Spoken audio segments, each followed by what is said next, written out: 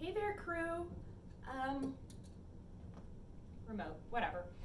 Um, so I wanted to come on real quick and do a quick video for you and show you the warm-up that I do before pretty much any workout I do, whether it's cardio or lifting. This is the warm-up I go through. And the reason I wanted to show you this is because it's just really nice mobility if you're feeling stiff or if you've been like sitting for a long time. I really like to do this warm-up in the mornings when I wake up when I go on vacation. Like if I'm not planning to work out on a vacation, I'll still do this warm-up sometimes because it just makes me feel like a little bit more loose and doesn't make me feel like such a slug. It makes me feel like I actually got something done, did something. But it's a really great just mobility warm-up. So I'm gonna go ahead and do this. You can follow along with me. And then afterwards, I'll tell you a few of the other things I do depending on what type of workout I'm going to do that I do to get ready to work out. All right, so we're gonna start from the top and work down with our head. We're gonna shake our head no from side to side 10 times. Each of these exercises is done 10 times.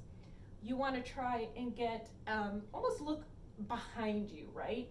You wanna really like look over your shoulder as you do this. From side to side. I think that was 10 times. Next, we're gonna do maybe. With maybe, we're gonna tilt our head from side to side. Try to get your ear to your shoulder. What you don't wanna do is lift your shoulders up though.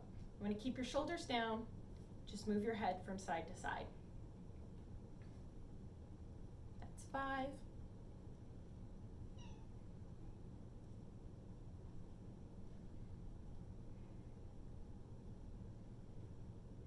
One more. Next, we're gonna do yes. So from back all the way to front.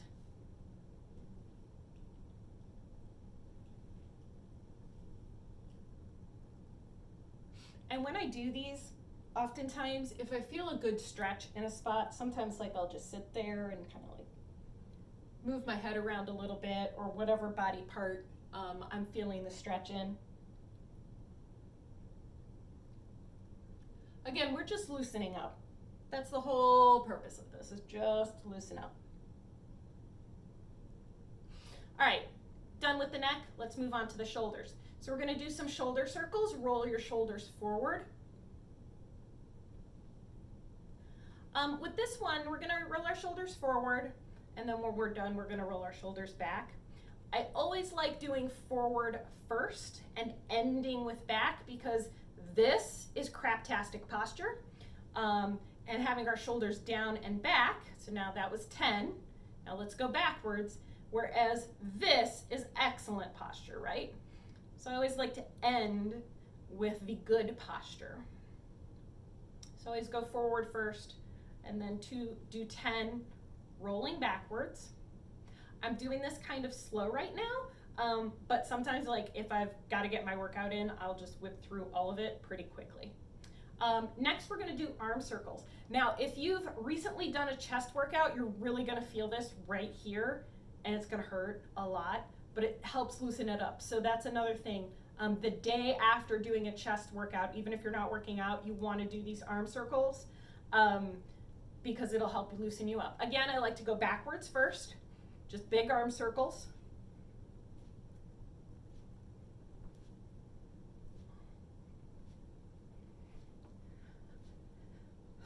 And then forward. Actually, normally with this one, I do it the same way. Actually, normally I do forwards first and then backwards.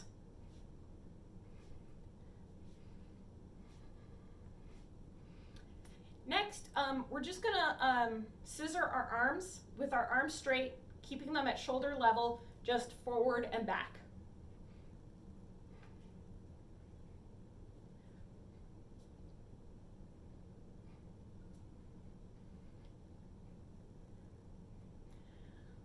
And now we're going to work, that's mostly the upper body. Now we're gonna work on the lower body.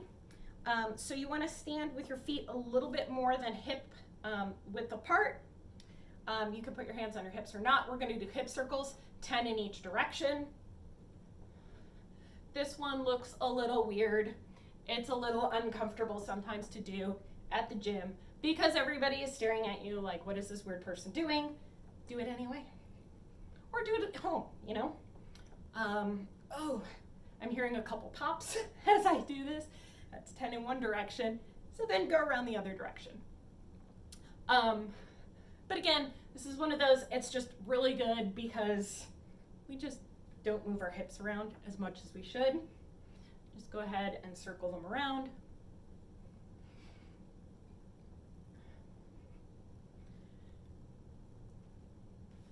Okay, the next one, and I should have mentioned this at the beginning, I forgot, my bad. You're going to need a wall or a chair for stability. What you want to do is we're going to do leg swings. I'm going to make sure I don't accidentally kick something while doing this. And all you're going to do is just swing your leg forward and back.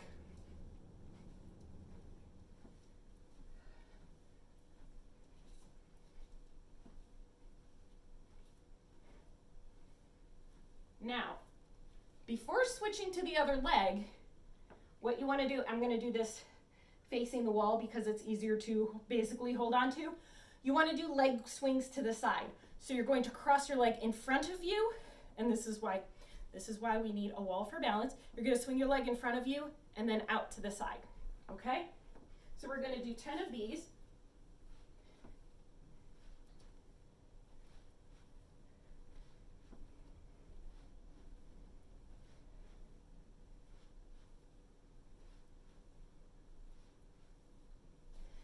And now that we're done with that, we're going to switch to the other leg. 10 forward and backward.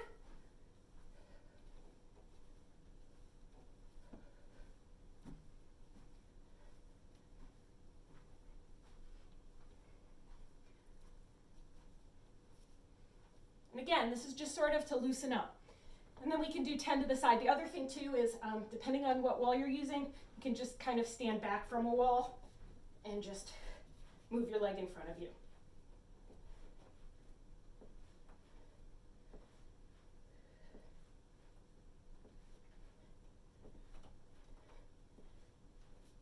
Okay, now I'm going to have to adjust the camera to get low enough to see this next set of exercises.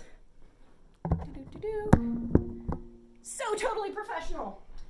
Okay, for the next exercise, put your feet pretty far apart. We're going to bend down, we're going to touch the ground, and then you're going to just sort of bounce a little bit. You're going to touch further back and then further back still, and then come all the way up. That's one. You want to try each time to get deeper into it. So 1, 2, 3, 1. Necklace is hitting me in the face. 1, 2, 3, 2. Okay? Keep at it. And again, try to go a little further down each time.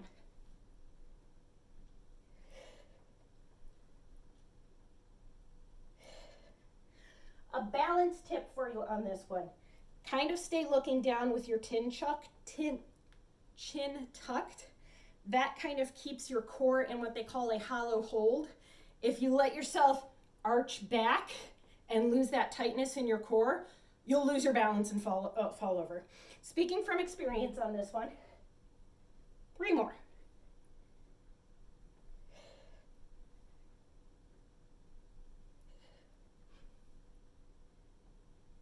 Okay, alrighty. So now let's do the knees. To be perfectly honest, I normally always skip this one because it doesn't do anything for me, but I know for other people, they really like this stretch, or this movement, so I'm going to include it. So basically, put your feet together, your knees together, bend at the knees, put your hands on your knees, and you're just gonna do knee circles, 10 in each direction.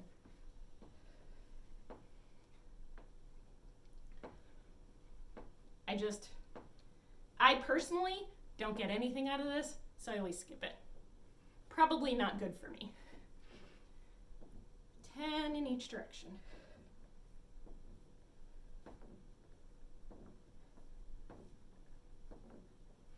Okay, and then we're going to do the ankles. So with the ankles, you can either do this, we're doing ankle circles. You can do it by putting your toe on the ground and just doing circles this way. I usually, I have the balance to be able to do this kind of in a ballet way, where I bring my foot up into coupe and do circles this way. Alternately, you can hold onto the wall and do it.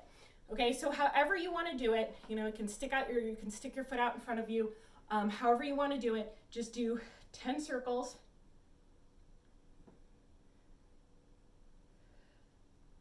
And we're going to do 10 in each direction.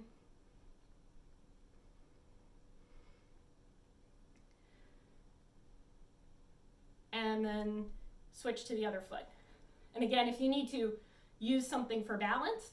But I challenge you to try and work up to doing this without anything to hold on to.